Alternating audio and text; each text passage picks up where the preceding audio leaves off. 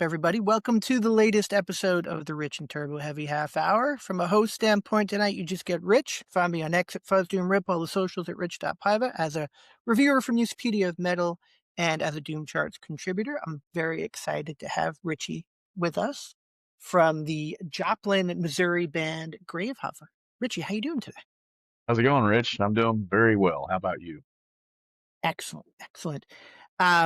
Thanks for reaching out. Generally speaking, this show has more of a lot of the stoner doom bands out there. And while that is probably a tag you get tagged with in on Bandcamp and whatnot, Hmm. I think there's so much more going on to what Gravehuffer does around things Yeah. like crust punk and Hmm. thrash and just Yeah. metal and Hmm. everything else.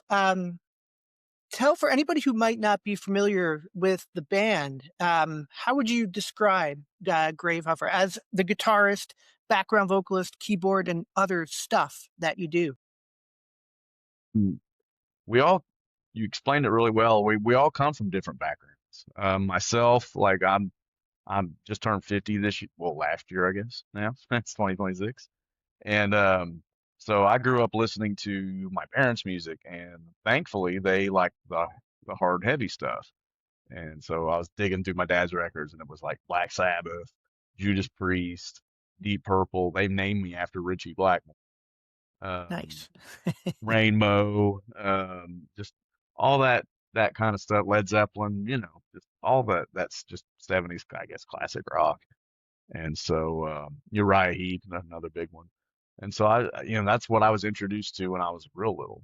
And then growing up, the radio would play stuff like um, I don't know, AC/DC and things like that, Kiss, just a lot, all that kind of stuff. And then I started kind of developing my own tastes, and then I started listening to like thrash. I just really got into that. I started skateboarding with friends, and we would get together, and somebody always had a boombox, and I'll have cassettes, you know, and so somebody would bring cassettes and somebody would DJ, and they'd bring stuff like DRI and Nuclear Assault and Anthrax and Suicidal Tendencies, Black Flag. I see you wearing your Black Flag shirt. They're our bass player in particular. He's a little more on the punk side, so he's like way Strategically wore this today, just yeah, so you know. nice. That's awesome. So yeah, well, one of our records actually has like a parody of the Family Man album cover on the back, and it's Aquaman instead of Family Man because we have a song about Aquaman, and he like slays his family with his trident, and so yeah, it's cheeky, but it's amazing how many people get the reference. I'm like, hey, Black Flag, so yeah, that's it's a lot where we come from is that 70s and 80s, you know, metal and punk. And, Mike and I typically write most of the music. We've had a lot of different drummers, unfortunately. We're like Spinal Tap with drummers. So, drummers, I don't know what it is. We had one drummer for like the first half of our, since we've been a band from '08 to 2018. And then we've had probably six or seven since then. It just, I don't know what it is, but our new drummer, Wes McNeely, he's been with us for a couple years now, and he's getting ready to write, we're getting ready to record a new record. I don't know if I'm like going way too much here, but No, this is perfect. I love it. okay.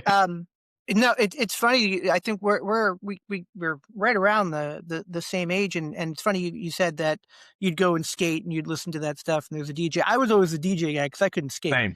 but Yeah, me. like same exact thing. That's Yeah. where I was introduced to like DRI, and I Hmm. was introduced to the Misfits. Actually, Oh, yeah. a Yeah. lot of that, Totally. the early Slayer stuff, Yeah. uh, Yeah. stuff like that, right? It kind of opened up this whole world. I was in like this hair metal like haze Hmm. for a little while, and then suddenly I Yeah. had this girlfriend who had a bunch of skater friends, and I'm like, holy shit! First Danzig record, and stuff like that. Um, I think what attracts me to you guys is that you're so all over the place in Uh, a great way. like I hear like the sludgy doomy Black Flag records like Slip It In and My War. Yep. I hear that. Hmm. I hear like Oh yeah, early man. Carcass, Yeah. I, DRI stuff, Hmm. stuff like that. And you never kind of know what's coming around the bend when you put on a Gravehuffer record. Is that intentional based on kind of what all the different influences and all the good stuff that you guys bring to the table? We don't really. It's organic. We don't specifically have those ideas in mind. It's just kind of what comes out. And because Mike and I, when we get together, somebody plants the seed, and then the other will kind of run with it. We'll pick the flowers, and start sprinkling, more fertilizer on it or whatever. And so, pardon me. So it's funny. You can typically tell, like I know I can, like which song is more based that that Mike kind of had the hand in writing, and then which ones like maybe I started off or whatever. Because it kind of my stuff's a little more metally, his stuff's a more punk rock. It's just what comes natural to each one of us. But there are some things where I'm like playing just really just banging on chords like your D beat, like discharge and stuff like that. And because like you mentioned some other like Slayer, they're huge for us too. Napalm Death's another one. Voivod, I mean, we had Chewy from Voivod, their current player guitarist, on one of our songs, and It's that awesome. I was love Voivod. yeah, yeah, they're one of my probably top 10. Uh, Amazing band. But yeah, they're a big influence. You mentioned early Carcass, like huge influence. Morbid Angel. I mean, it's just I can talk for hours about what we listen to, and we just make music that we would want to hear. I guess that's kind of it. Of You that. know. And an interesting parallel also that I get is, you know, um, I'm a huge Mr. Bungle fan, and Yeah, we are I too. really the early stuff, like like the major label record where they had all the like the Nintendo noises. I love that record, but Mhm.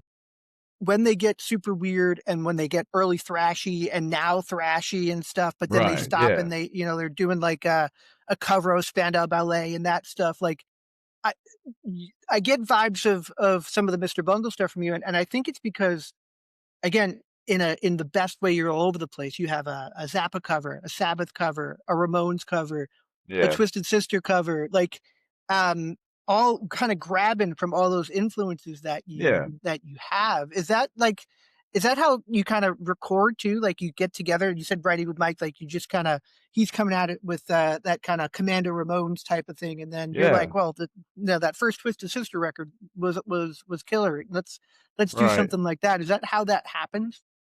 I mean, honestly, Mike was the one that suggested the Twisted Sister, if you believe that. He loves old Twisted Sister, and I mean, we do too, obviously. And yeah, covers are kind of weird. Like it's a pain in the butt for us to agree on one, because like we're just so ever all over the place. And because we've done like Venom, we've done Sabbath another time, Celtic Frost, because they're a massive influence. Also, I feel like we did a Motorhead, we did Iron Fist one time.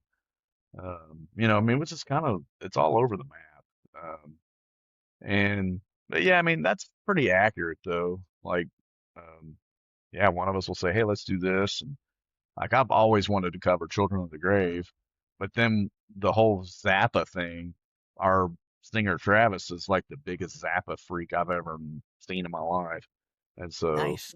yeah, he was kind of the one that was like, "Yeah, that'd be cool to like maybe we could do like part of Inca Roads because that song's insane." Zappa stuff is really hard. You got to be like Yeah, badass. there's nothing straightforward about anything that Zappa did with that, with all those musicians that he Yeah, had. I'm a big right. Zappa fan too. Same. Yeah. Um, and again, another kind of, I think, like-minded individual to what I hear from you guys, obviously heavier, but like just that kind of surprise around every corner type of Yeah. deal. Yeah, that's like I said, we just play music we want other bands to play, and I think we always like to. we want to surprise ourselves, you know, like we want to, like we can always tell when a song's like, you know, it's kind of like lull. There's a lull here, you know, it's kind of letting us down a little bit. We could do better, you know. We'll kind of check ourselves, and we could do better, guys, you know. And I mean, we're not doing it on purpose. It just happens. I don't. It's hard to explain. No, It's you just can a tell. You can. yeah, There's something organic about it, and I was obviously listening to a lot of the stuff again, just prepping for our discussion. So yeah. the last record, "Depart from So Much Evil," that was on Black Doomba, right? Hmm. Um, that killer record. And we were chatting a little bit about your next one that you're doing. So I was looking on the Instagram. I was listening to the song that you guys were playing, and my first question is like, what do your neighbors think? Because you're like in your living room or in somebody's living room playing that song, and Yeah, I'm like, holy shit! Like, I can only yeah. imagine if there's someone who lives next door. Hopefully, Right. they're a fan. Uh, Well, but thank it's our drummer's house, Wes, and he's out in the country, so we're good there. Thankfully. So yeah, his neighbors are quite a ways off, so that actually works out. excellent. Yeah. My real question is when you start looking at the songs that are coming together for the new record. Mhm. Um, Similar kind of direction to the last record, or are you hearing something different, or what kind of vibes are you getting out of what you guys are doing for record number 5? Right, this is going to be your fifth Yeah, yeah. fifth It'd be a full one. fifth. Um, it's it's still like evolving. Like all the songs are written. Like my Wes, my our drummer and myself, we actually work in the same at the same university. He works in my building. And you know, we talk to each other every day at work. He comes and empties my trash, and we'll chit chat. And so, like today, even we were talking about, oh, this song. What would you think about this or that? You know, like so, we're always talking music, our particular music, and then whatever subject matter lyrically or whatever. Because we all wrote lyrics on this record, every one of us. Mostly, our old singer Travis wrote some. Our new singer Forrest wrote some.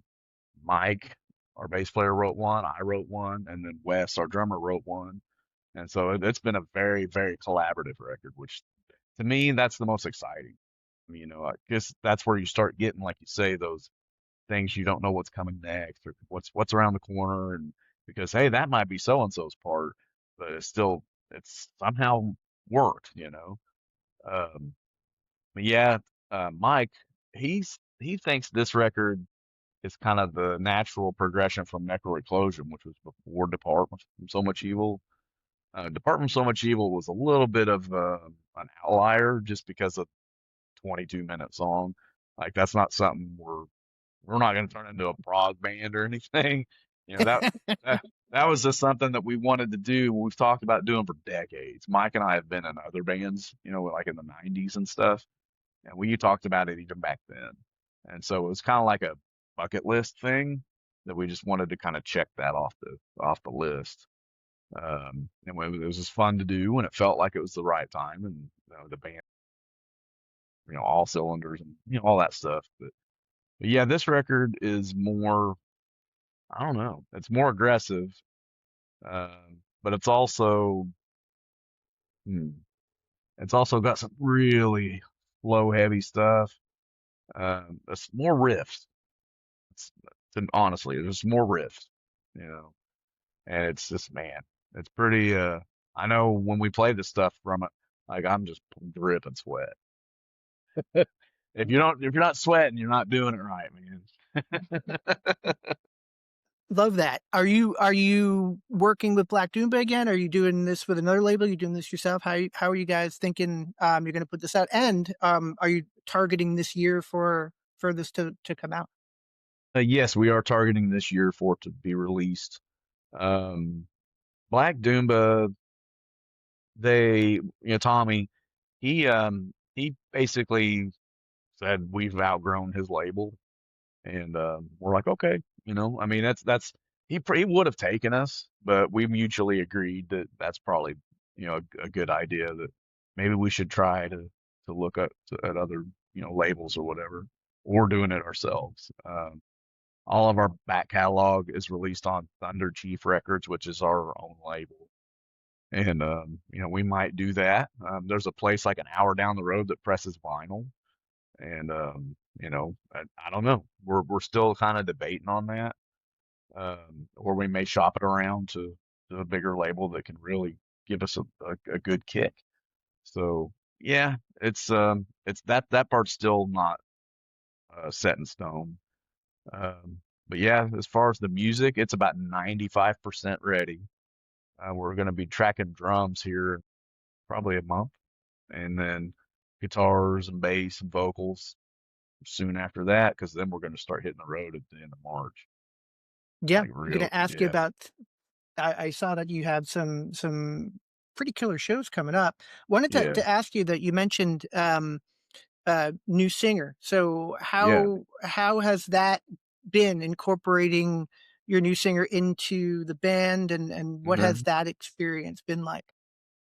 Forrest is a fantastic singer. We've actually heard a few people say that he fits us better than Travis did, which is no slight to Travis at all.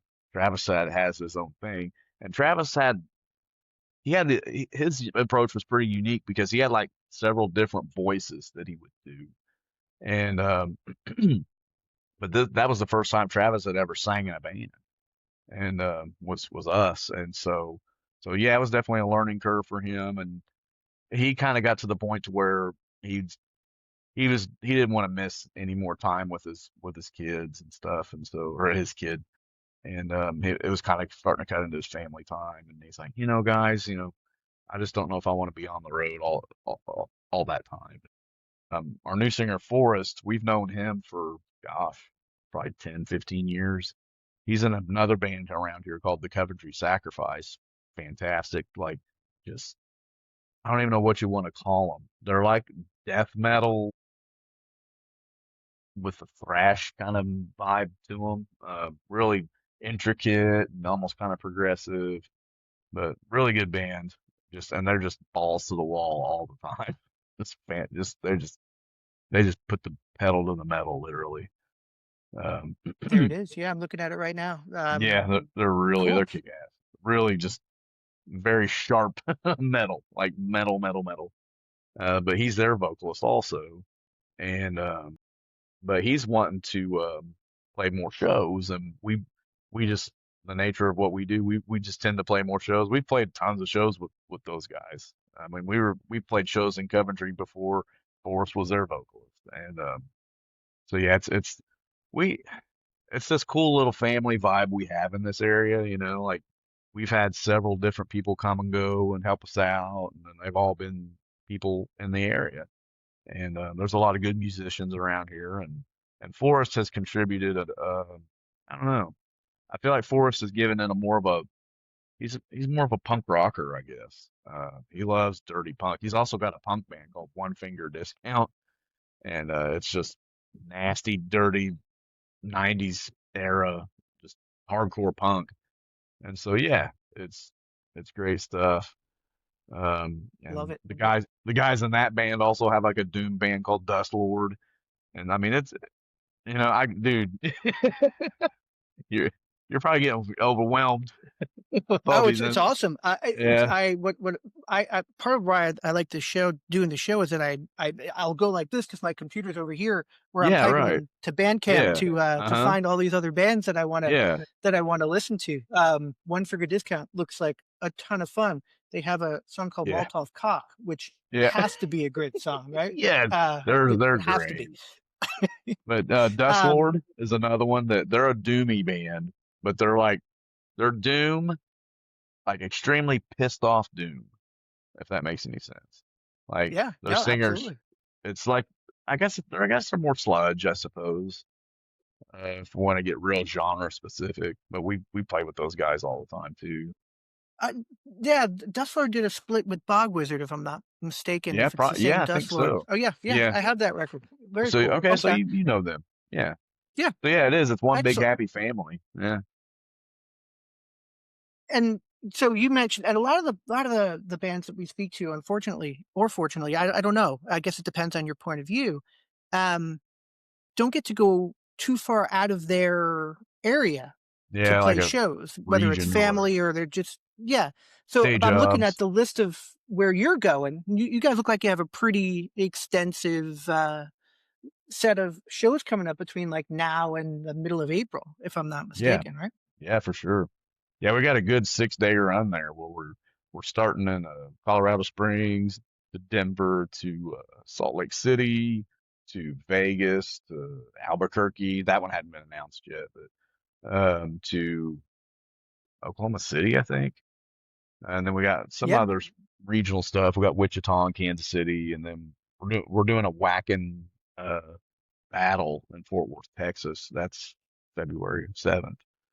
It hasn't been very cool. announced yet either, but yeah, that'll be fun. What? And What? Yeah, I'm sorry. go ahead. Oh no, we got. I mean, we got stuff going all the way into like November, I think, that just hasn't been announced yet. But like I know we'll be going down south and in like July and August. We're doing them. I know we'll be doing Alabama and Florida and Mississippi, Louisiana possibly. Where hopefully there's like a maybe an Orlando show or something in Florida. Um, Uh, it's gonna be in Tampa. that's fine. Yeah, That's doable. Doable for where is I am. brass So mug.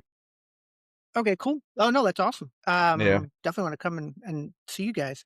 Um, what what city outside of your normal, your kind of immediate region? What's your favorite city to play? Where have you gotten what you would consider maybe your best response or your maybe biggest pocket of fans outside of the immediate area? Um, Last year we played in Amarillo, and they went bonkers. Like it was crazy. Like there's probably a good 150 kids just circle pitting for 30 minutes. And I was like, wow, man, these kids freaking they enjoy their metal, or punk or whatever. And we tried to get back there in March and they were already booked up. We were so disappointed we couldn't get back, but we'll get back there again this year because Amarillo is about 6 hours, so we can do like OKC, Amarillo to Wichita, kind of a little circle, like a weekend warrior kind of jaunt or something. That's typically what we do, and then a couple times a year we'll do like 5 or 6 shows when we'll travel further. It just depends on everybody's vacation time and all that stuff, um, but yeah, Amarillo was a really good one. Florida, Tampa, Brass Mug's always amazing. Last year when we played, it was pretty packed. Um, Gosh, where else? I'm gonna have to make it over Um, over to that one. yeah, it's always great. You think of a lot of the bands that I talk to are on a coast or something or in like a big city, but like in where you are, you're like Oh yeah, strategically placed to a lot of different places, right? So yeah, like you said, you we're could right in probably the get middle to a of the lot of different country. places. Uh-huh. Yeah, within a Yeah, few hours and and yeah, and do some shows. That's very cool. And yeah, it also a is. way where you can do that on your and still maintain the day jobs and do everything you have to Right. do without Yeah, being that's awesome. yeah, it really is. So when we talk about the next record, you sounds like you're going to do the vinyl. You're going to do the whole thing. Is that the expectation for the new one? Oh yeah, yeah. We'll definitely do a vinyl release and maybe even cassettes this time. We've done cassettes before. We may do cassettes this time and CDs and digital. The whole thing. We've done shoot, we've done vinyl for every release other than the first record. We didn't do vinyl for that. We may do that one of these days. I don't know. We'll see. But yeah, it's definitely gonna be the whole There whole enchilada. there's a lot of nerds that would love to have that first record Right. pressed on vinyl. So I know. I would. Yeah, that's definitely um, almost punk rock. what have you played shows with Forrest? Is this is he oh, so you have you Yeah, and he just he from played all a the shows last year pretty much. I mean, there were a okay, few so he he's missed, been but he's been with us about a year now. Okay, cool. So you're not, this isn't, you're just hopping in the studio with him and seeing how it goes. You've been playing with him for a little while now, and Yeah. you And guys are we've even played two or three new songs live already with him. And that's been kind of cool to kind of get our teeth into those and see how they feel like in front of an audience and things like that. So far, everybody seems to really like it. So we'll see what happens. love it. Yeah. I, has there ever been a, because you guys have been a band for like 18 years now, right? Oh, this would Yeah, be year 18. correct. Um, is I always like to ask, like, is there a band or a show that you played with, or a show that just sticks out in all that time as one that is super memorable from a Gravehuffer standpoint, that whether infamous or just super cool, or Yeah. maybe, I don't want to use starstruck, but just a band that maybe you love that you open for. Anything that sticks out in the history of the band for you? Yeah. We we've opened for quite a few cool band. We opened for DRI, and that was phenomenal. They were out in the pit and stuff. That was amazing. Death Angel was another one that was really cool. Cool. Immolation was they were super nice. Gosh, who else? We opened for Revocation last year. They were really cool. That show was packed. There was another one. Oh, Dark Funeral. That's probably one of the biggest shows we played, and that show was freaking. It was just an hour and a half away from us in Tulsa, Oklahoma. That was nuts. That was so cool. Pyrexia and Narcotic Wasteland was cool. Getting to talk shop with Dallas Toller Wade. He was in Nile, and now he's doing the Narcotic Wasteland thing. And he's a super nice guy. We were talking about our amps, and because we both play solar guitars, and talking about just you know nerd stuff. Um, but then there's this festival in Tennessee called the Tennessee Metal Devastation Music Fest, and we've played the first two, and the second one in particular was really cool. It was in Jackson, Tennessee, and it was at this like amphitheater outside, and there was probably like 1,500 people at this thing. I mean, that's like the biggest crowd we've ever played for, and it's always cool playing stuff like that. And you like we sold every piece of merch we had. We had nothing That's left. awesome. It was so cool. I Sometimes mean, I that's all could, it takes, right? Just yeah, getting on yeah, the right bill, right? yeah, And exactly. It is. But yeah, I mean, there's tons of them, really. I mean, there's so many great shows we played, even in our town. We've played some shows where it's like just packed and you can't even like walk in there. And it's just amazing. It's a crapshoot, but you just most of the time it's worth. Well, I wouldn't say it's to me it's always worth it. Um, that sometimes the turnouts aren't fantastic, but I still end up having a good time and meeting new people. And to me, that's kind of why I do it. I just like to meet new people. very cool. It Yeah. seems like the heavier bands that every band I've had on this show, it's been nice, but and great dudes and easy to talk to. But like the heavier the band, the more chill the people I talk to are. I don't know what it is. Well, I can It's tell you what it is. It's you're getting all your aggression out then. Yeah, exactly. Yes. It's that is 100%. We always talk about how band practices are therapy. And I mean, I think we're kind of saying it in a cheeky way, but I think there's some truth to that. Because by the time we're done, or at least for me, when I'm done playing a set or rehearsing or whatever, and I'm just sweating and I'm like, I gave it all I got for that half hour or an hour. And I'm ready to just chill. And so I think that's why we are kind of, hey, pretty chill. But it is, we get told that a lot. Like, you guys are really mellow for as crazy as your music is. And I'm like, oh, yeah, man. We put it all out there and we leave it out there. So, being as I follow you on Instagram and saw that you posted the new shirt Oh, yeah. of the album coming out. So tell us, you have a name for the new record already, or is that just is that an image for like the theme of the album, or the new shirt that's Um, coming out soon? Yeah, that sure actually represents one of the songs from the record. The song is called Gnosis, and it's about Gnosticism. That's a song our drummer wrote the lyrics for. They're pretty wild. Like he writes some cool lyrics. He gets pretty esoteric and really into metaphysics and stuff and numerology, and man, he really gets into that stuff. We have some pretty deep conversations sometimes. We get real high and start talking about crazy stuff, and so so yeah, that's his baby for sure. And but yeah, we do have a cover, but we don't have the title quite right yet. We've thrown a lot of things around, but there's nothing quite sticking yet. But the album cover art is completely different. I mean, it's the same guy that's done our last three, four records.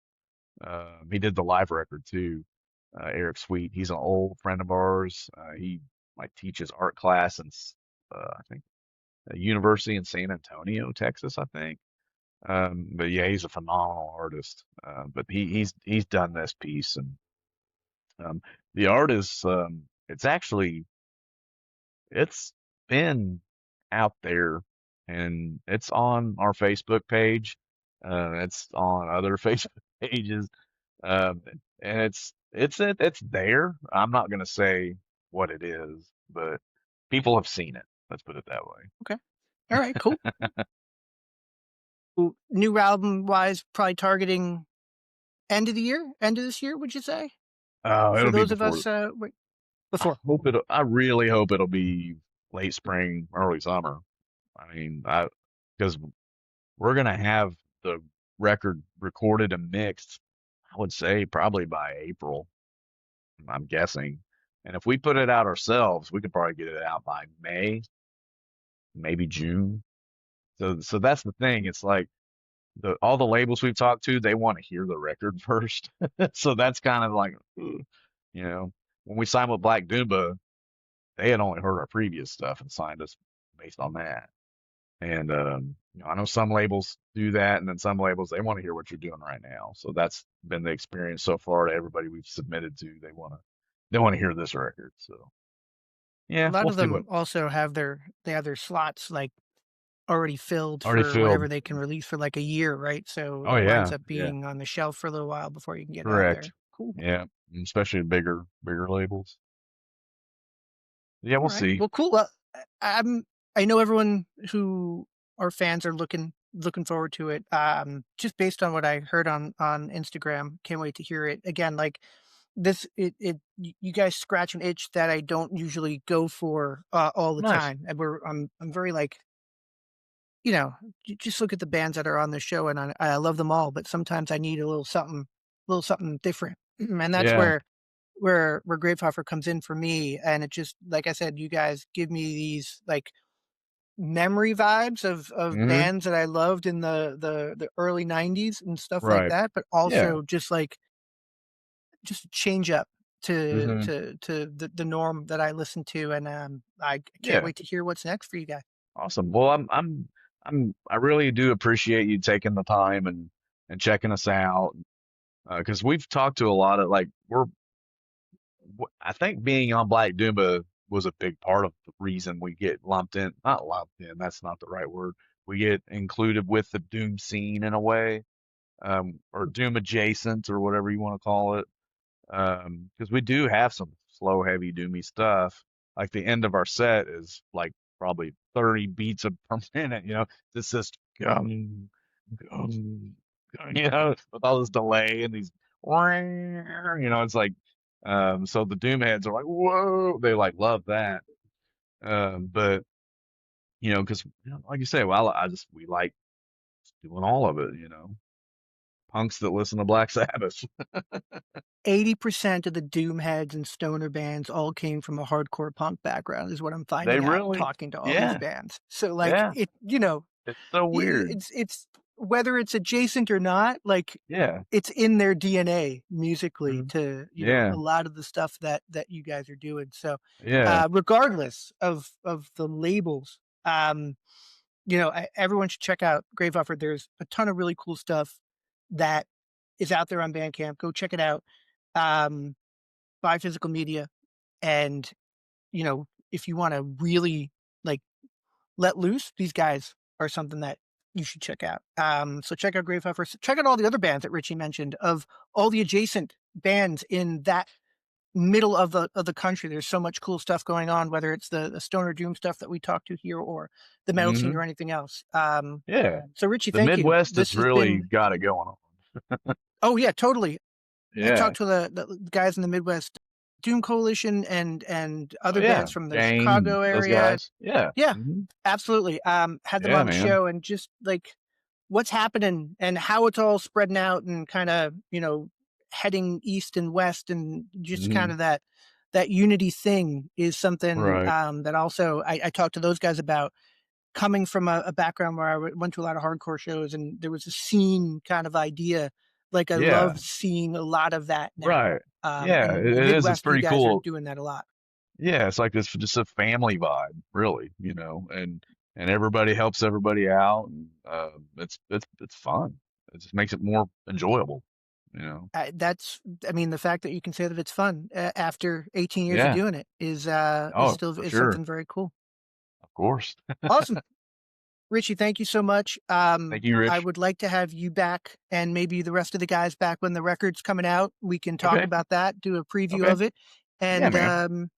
talk about the new one too. So thank you so much. All Go, right, everyone, man. listen to Gravehuffer. Go see them if they're coming to your town, and have a great night. Thank you so Thanks. much. You too, Rich. Take care. Thank Bye you. bye.